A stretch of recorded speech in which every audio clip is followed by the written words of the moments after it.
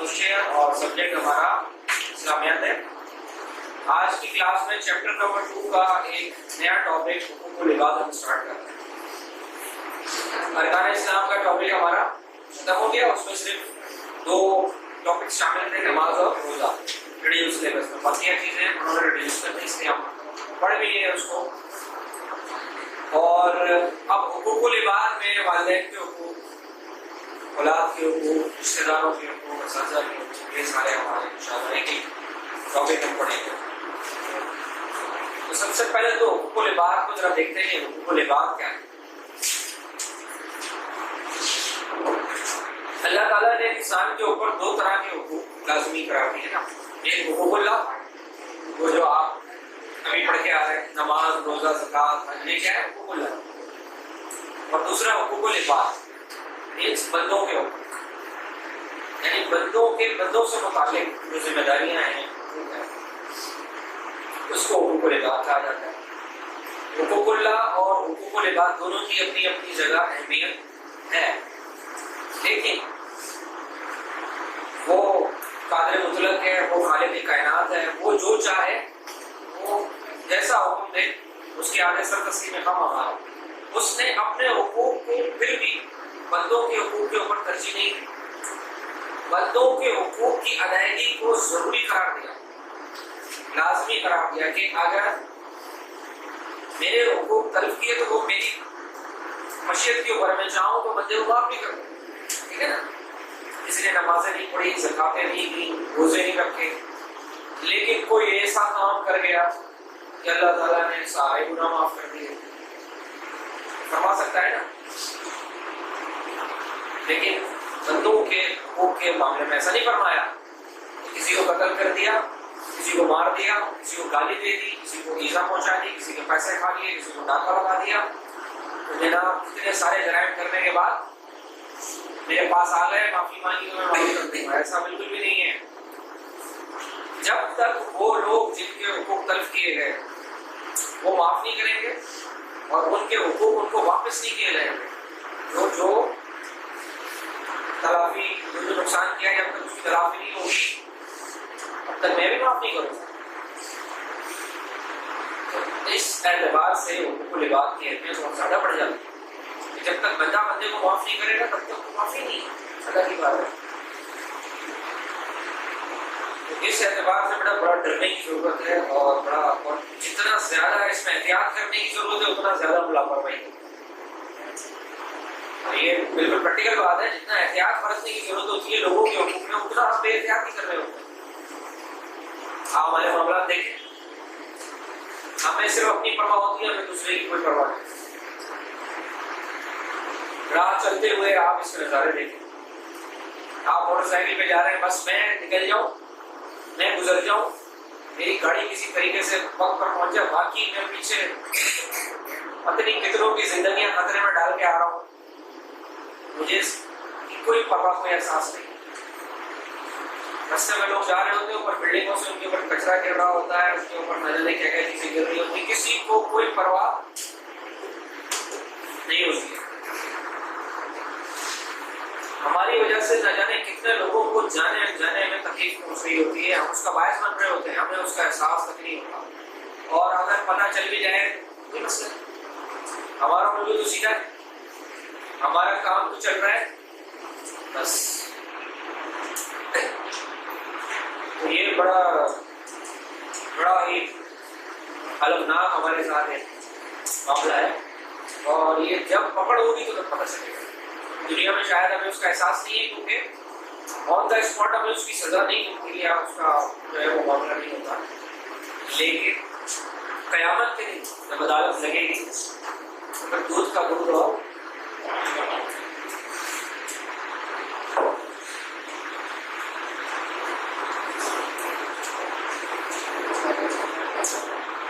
अगर आपने इस्लाम में हुकूक़ुल इबाद की अहमियत का अंदाजा लगाना, आप ये देखिए हमारे मज़हब में बयान किया गया नाजायज आप किसी जानवर को तकलीफ न पहुंचाओ, एक छोटी को भी नाजायज तकलीफ न पहुंचा सकते, किसी भी जानवर को, जानवर तो जानवर जो दरख्त हैं और इससे रिलेटेड जो चीजें उनको भी आप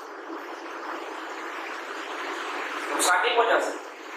जी चाह रहा था पत्ते तोड़ने, जी चाह रहा था दरख्त को उखाड़ने के लिए, उसका भी कुछ गलत। आपको मजहब इस्लाम ने कहा कि आप पानी इस्तेमाल करते हुए इसराफ न करें, पानी इस्तेमाल करते हुए पानी को जाया न करें, वो पानी किसी के काम आ जाएगा।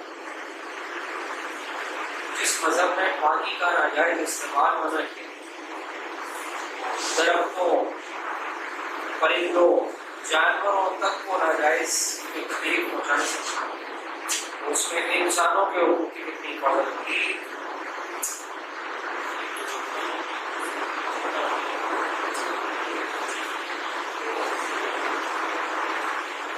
हुकूक इबाद का मामला कैसा होता है,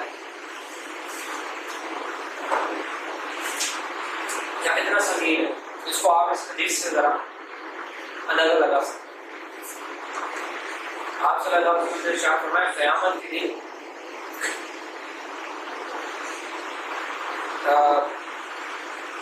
दुनिया में अगर किसी सींग वाली बकरी ने बगैर सींग वाली बकरी के मारा होगा, क़यामत के दिन उस सींग वाली बकरी से उसको उसका बदला दिया जाएगा। उसको सींग दिए जाएंगे जिसका सींग नहीं थे, जिसको जुर्म हुआ और कहा जाएगा अपना मतलब। देखिए आप जानवरों की हुकूक की कितनी हिफाजत है, तो इंसानों को कितना हुकूक दिलाए जाएंगे। यानी सबब बेज़बान जानवर है ना, उसको दूसरे जानवर ने उसके साथ जुल्म किया, ज्यादती, उसको भी अल्लाह ताला क़यामत के दिन उस जुल्म और ज्यादती का बदला दिलवाएगा। दुनिया में तो ऊपर जुल्म हुआ है, क़यामत के दिन उसका बदला दिया जाएगा। तो इंसानों के ऊपर जो जुल्म करता है दूसरा इंसान, उसका किस कदर मामला सख्त होगा क़यामत। तो इसको आसान नहीं लेना चाहिए, हल्का नहीं लेना चाहिए। दूसरों को, मेरी जात से किसी को तकलीफ मुझे पहुंचती है तो भाई पहुंचती है, कोई मसला नहीं। मेरी जात से अगर किसी को तकलीफ पहुंचती और क़यामत के दिन अल्लाह ताला ने पकड़ लिया, क्या करूँगा। इसलिए कहते हैं भाई दुनिया में माफ करवा दो। मरने वाले को कहते हैं भाई किसी का कोई लेना देना है, जो कर्जा है मैयत के ऊपर या कब्र में जब दफनाते हैं तो ऐलान करते हैं ना, अगर इसने किसी से कुछ कर्जा लिया हुआ है, कोई लेन देन है, तो हमसे राब्ता कर लो कि मरने के बाद अगर कब्र में हिसाब होगा या क़यामत के दिन हिसाब होगा तो फिर उसका नहीं दिया जाएगा। वहाँ क्या बनेगा, क्या कैसे हिसाब किताब होगा, ये सब अभी आ जाएगा। आप सल्लल्लाहु अलैहि वसल्लम ने फरमाया लोगों से कि तुम जानते हो कि मुफलिस कौन है? मुफलिस किसे कहते हैं?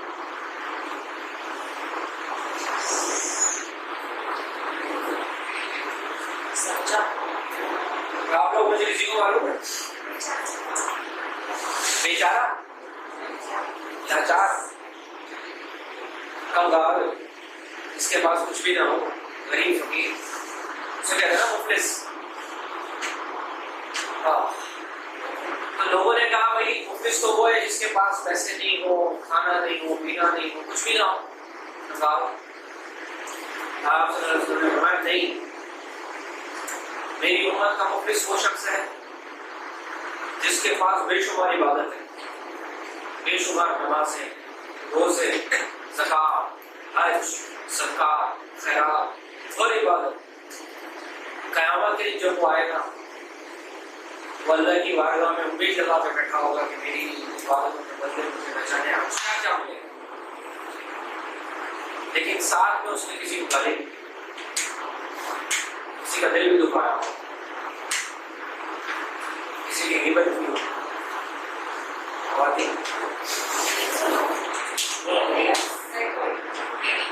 आ रहा था बड़ा खैर वो सभी करते हैं भाई, हम भी कर रहे हो। इल्जामात अगर थोड़ा सा ज्यादा करती तो क्या हो गया, हम भी तो करते ही है ना। हम अपने आप को क्या पागल, हर इंसान अपने गिरफ्तार, मैं क्या हूँ उससे बड़ा एग्जामिनर कोई नहीं। आपको टेस्ट करने के लिए किसी दूसरे को बुलाने की जरूरत नहीं, आपको खुद पता है मैं क्या हूँ। हर इंसान को खुद पता है भाई मैं क्या हूँ, कितना पानी में हूँ, कितना नेक हूँ, कितना बद। दूसरों के सामने हम बड़े बनते हैं, लेकिन हकीकत हाल ये जो यहाँ पे अल्लाह ताला ने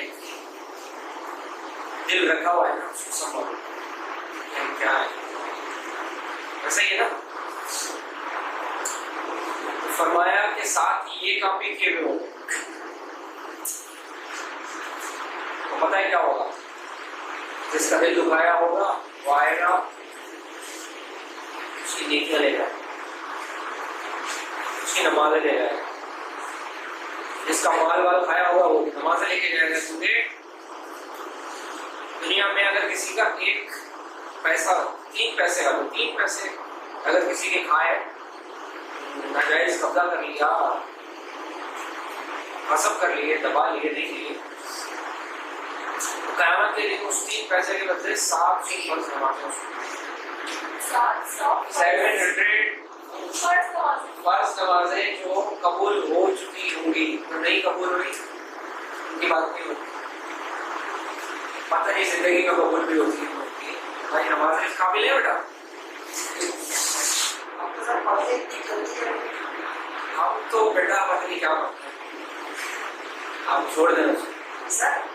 अगर मतलब किसी का उधार देना है, मतलब मैंने इसका देना होगा और किसी वजह से या मैं भूल गया है लेकिन उसका हिसाब हो, अगर ज़हन से निकल गया नहीं, उसके ऊपर है तो अल्लाह ताला दिलों के हाल जानता है ना। भूल चूक में तो पता नहीं क्या क्या माफ है। आपने रोजा रखा, पेट भर के खा लिया, उसके बाद अभी याद दिलाया क्या हो गया भाई, इस बात तो इतना खाया है, आपने रोटी पेट तो खुल गया था, पहला रोजा था ना, अभी नहीं पता, अभी सब माफ है भाई। भूल चूक में तो अल्लाह ताला ने लंबी छुट्टी दी थी आपको, हम सब माफी भूले में भूल चूक में की जो है ना वो नहीं, जानबूझ के डेलिबरेट उसके ऊपर सर। किसी को मतलब याद है कि इस्तेमाल ना हो, मतलब नहीं देता तो कंडीशन ना हो, बस उसकी नीयत ना हो कि मैं नहीं दूंगा, ये नीयत ना हो इंसान की कि मैंने वापस ही नहीं करना, भाई ठीक है भाई जब होगा दे दूंगा। अब अल्लाह ताला तो जानता है ना नहीं हो पा रहा उससे, अब देने वाले को भी चाहिए कि भाई कि वो कर्जदार को मोहलत देने के जो फजाइल बयान की ना उसमें नजर, बड़ी फजीलत है। हर लेन देन को जो भी आप किसी के साथ कोई लेन देन कर रहे हैं, इसलिए आप देखें निकाह के मामला को, इसी तरह जो कर्ज क्या आप एक किसी से कोई चीज भी लेते हैं, इतनी बड़ी लिस्ट अब आपको मार्केट वाले देते हैं, सब उसी के ऊपर आते हैं। ये बड़ा जरूरी है, कोई भी किसी के साथ आप लेना देना बिल्कुल कुछ पैसे उसको तो लिखने का होगा, एग्रीमेंट्स को लिखना चाहिए ताकि बाद में कोई किसी किस्म का भूल जाने के ऊपर कोई क्लेम ना करे, जी मैंने ये बोला था तो आपने ये बोला था तो मेरा ये था वो था, दोनों तरफ से बात होता हो। तो 700 फर्ज नमाजें, इसीलिए कहते हैं भाई दुनिया में जो जो दिया है लेन देन कर लो, दे दो, जान छुड़ा लो, क़यामत के दिन नहीं बच पाएगी। उसके बाद नेकियां तो खत्म हो गई हजरत की, जो इतनी नमाजें पढ़ी थी और ज़कात सदका दिए थे वो तो खत्म हो गए, अब क्या बचा? अभी भी कर्जदार जो लोगों के हुकूक थे कमल नहीं बदला मिला, अभी भी पूरे वो लंबी लिस्ट थी। तो अब क्या होगा, बोला अब वो जो लोग जिनका हिसाब किताब देना है ना, अब वो उनके गुनाह लेने पड़ेंगे, एक एक करके आते जाओ, अपने गुनाह इनके नामा अमाल पे डालते जाओ, और फिर एक वो वक्त आएगा कि उसका नामा अमाल सारी नेकियों से खाली होगा और उसमें सारे गुनाह ही गुनाह होगा, और उसको हुक्म होगा कि उसको लेके जाओ जहन्नम में। फरमाया कि ये शख्स मेरी उम्मत का मुफलिस तरीन शख्स होगा। कंगाल लेकर कितना आया था तो बचा कुछ भी नहीं। तो हुकूकुल इबाद बहुत अहम है बेटा। इबादतें ना भी होती, रियादतें ना भी होती, लेकिन लोगों को दुख दर्द तकलीफ नहीं दी होती ना, लोगों के अगर काम आया होता तो हो सकता है अल्लाह ताला इसी के बदले में सब माफ कर दे कि यार मेरी मखलूक की खिदमत गुजारी की है इसने, मेरे मखलूक के काम आया है। चलो क़यामत के दिन एक ऐलान होगा ना, पूछा जाएगा लोगों से, अल्लाह ताला खुद इरशाद फरमाएगा मैं भूखा था तुमने मुझे खाना नहीं खिलाया, मैं प्यासा था तुमने मुझे पानी नहीं पिलाया, मैं हाजतमंद था तुमने मेरी हाजत पूरी नहीं की। बोले यार ये कैसे? आगे याद करो फलाना मेरा बंदा एक दिन तुम्हारे पास आया था, उसने अपनी हाजत तुम्हारे सामने रखी, अगर तुम उसकी हाजत को पूरी कर देते तो मुझे उसके पास पाना, यानी मेरी हाजत पूरी। लेकिन अल्लाह ताला ने अपने बंदों की खिदमत गुजारी को कितनी अहमियत दी है, हमने उसको बहुत लाइट दिया हो। रास्ते में जा रहे होते तो बंदी कितना हो तो गालियां देते हुए जाओगे, जरा सी मोटरसाइकिल इधर से किसी को आ गया बेचारा गलती से, वो माँ बहन देख कर देते उसकी माँ का अगले स्टॉप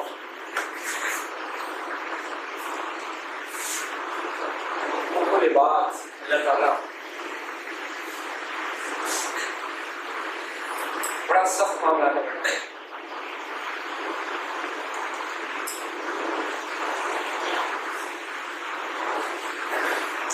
एक शख्स के बारे में शायद आप लोगों ने भी सुना होगा, अभी तो वालिदैन के ऊपर मैं जा ही नहीं रहा हूँ, पूरी बात ही इसकी अहमियत तो तमाम बंदों में, तमाम मखलूक़ात में सबसे ज्यादा हुकूक जो होते हैं वो माँ बाप के होते हैं, उनकी तो भी बात ही नहीं है। अभी तो यहाँ जनरल पब्लिक की बात है, शायद आप लोगों ने वाक़या है सुना होगा, बनी इसराइल में शायद कोई आमिल था, इबादत गुजार था, यहाँ तक मुझे याद पड़ रहा है उसका वाक़या है। वो अल्लाह की ऐसी इबादत करता था, 70 साल तक उसने ऐसी इबादत की कि दिन को वो रोज़ा रखता था और रात को वो क़याम करता था, मीन्स जाग के इबादत करता था, नमाज खौफ। जब उसका इंतकाल हुआ गया, वो किसी के ख्वाब में आया, उसने पूछा भाई तो माशाल्लाह बड़े अल्लाह वाले थे, क्या हुआ?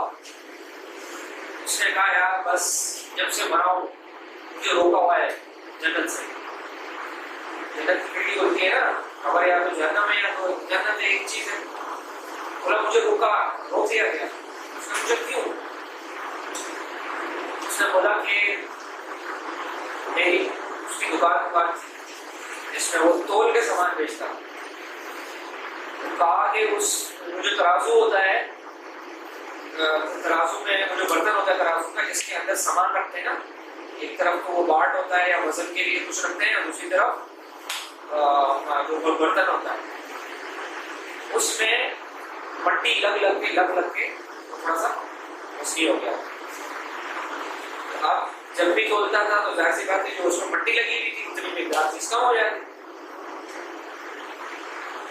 हालांकि डेलिबरेटली उसने ये काम नहीं किया होगा, जानबूझ के, जिस तरह हमारे यहाँ मैग्नेट लगा देते नीचे, पता होगा ना आप लोगों को, जाल साजी के ऐसे तरीके निकाले ना बेटा, तराजू मैग्नेट लगा दो वो खुद ही वेट उसका बढ़ जाएगा। और भी बेशुमार तरीके होते हैं बेटा, ये जो वो बाट जो आते हैं उसके अंदर गड़बड़ होती है। बेवकूफ बनाने के तो बहुत तरीके होते हैं ना, लेकिन उसने जानबूझ के नहीं किया था, लेकिन उसकी बेहतियाती तो थी ना, उसका काम था वो उसको साफ करें, मट्टी लग रही है तो साफ करें। कहा कि मेरे इस अमल की वजह से जो मैंने जानबूझ के नहीं किया, मुझे अभी तक अल्लाह ताला ने जानबूझ से रोका और मुझे अज़ाब दिया था। तो बोले बात बहुत सख्त मामला है, बहुत सख्त, इतना आसानी से जान नहीं छूटने वाली है हमारी। हम समझते हैं कि पेपर दिया, अगले ही दिन रिजल्ट आ गया, चलेगी अगले जन्म, ऐसा नहीं है। तो 50,000 साल का जो दिन बताया गया ना, ऐसे ही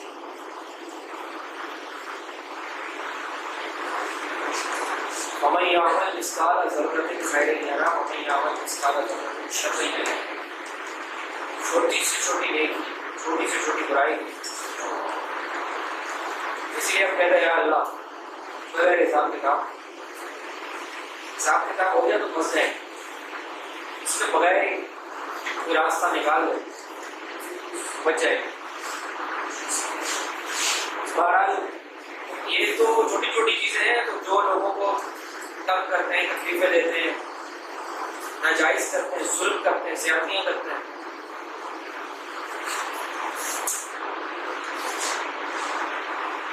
और ऐसी ऐसी तकलीफें पहुँचाते हैं, तो उनका क्या बनेगा क़यामत में? सोचिए सोचिए। तो बहरहाल हुकूक़ुल इबाद की बहुत इंपॉर्टेंस है हमारे मज़हब में, तो हमें भी इंपॉर्टेंस देनी चाहिए, बड़ा सीरियस लेना चाहिए। मेरा हक तलब होता है, कोई मसला नहीं। ऐसे भी लोग होंगे ना क़यामत के दिन जिन्होंने दूसरों की तो अक्तलफी की है, लेकिन साथ साथ उनकी भी अक्तलफी हुई, तो कुछ गुंजाइश बच जाएगी। एक तरफ आप दे रहे होंगे तो दूसरी तरफ से आपको मिल भी रहा होगा। आपको भी गालियां दुनिया में पड़ी होगी, आपको भी चमाटे पड़े होंगे, आपकी भी कीमतें हुई भी होगी, लेकिन इस आश्रय में नहीं रहना कि भाई मेरे साथ भी किया हुआ है तो कुछ थोड़ा बहुत मिल जाएगा। इस आश्रय में उम्मीद में जो है ना जिंदगी नहीं बसर करना। हो सकता है किसी को आपने ऐसी तकलीफ दी हो जिसका इजाला ही मुमकिन ना हो, सारी नेकियां ले गया और सारे गुनाह दे गया, उसके बाद भी नहीं माफ कर रहा वो बंदा, उसकी सैरामी नहीं हो रही, कहता नहीं मैं तो नहीं माफ करूंगा। ऐसी तकलीफ पहुंचाई है उसने, ऐसी जगह हिट किया था दुनिया, दिल के टुकड़े हजार कर दिए बेटा, ये दिल तोड़ना छोड़ दो, सीधे बच्चे बन जाओ। दिल बड़ी नाजुक चीज होती है, ठीक है, खुसूस अम्मा अब्बा का। ये तो अभी फिर मुझे लग रहा है आपको नेक्स्ट क्लास में पढ़ाना पड़ेगा वालिदैन को, फिर 44 पूरे डिटेल में ना। अब ये पूरी लिस्ट है हुकूक़ुल इबाद की। सबसे पहला दर्जा वालिदैन, उसके बाद औलाद। सबसे करीबी रिश्ता या तो माँ बाप से होता है या फिर अपनी औलाद से होता है। फिर रिश्ता, ठीक है, रिश्तेदार भी आ जाते हैं, जो जो है मियाँ बीवी के हुकूक। आएगा बेटा, मसला नहीं आएगा, आप लोगों के दुखी दिलों का मदावा भी हो जाएगा इंशाअल्लाह, टेंशन ना लो। रिश्तेदारों के हमारे दिल की बात आपके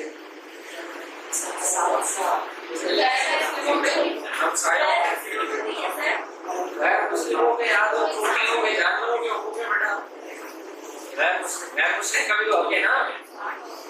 बिल्कुल अल्लाह का बंदा तो है ना, वो पैदा तो उसको अल्लाह ताला नहीं किया, इसलिए तो नहीं पता किया था कि आप उसके हुकूक तलब करते हो। तो ये सारे आपके जो ना ताल्लुकात कायम होते चले जाते हैं लोगों से, आम जनरल पब्लिक और सब इंसान, जानवर, हैवान, सबके हुकूक अदा करते हैं। क्यों? ठीक है बेटा, इतना बहुत है। आज की क्लास में तो टेस्ट तो नहीं दिया हुआ था मैंने, देना तो नहीं है।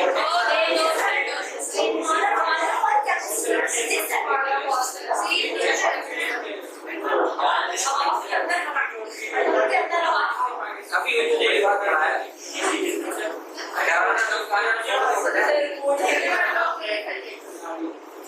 आपको पता है, वो भाई की तरफ ऐसे देखना, ऐसे इशारा करना, ये भी सब हमारे मोबाइल अपने आपने खोल के देखा ऐसा ना हो बेचारे खत्म हो जाएगी। ये बड़ा कोई क्वेश्चन है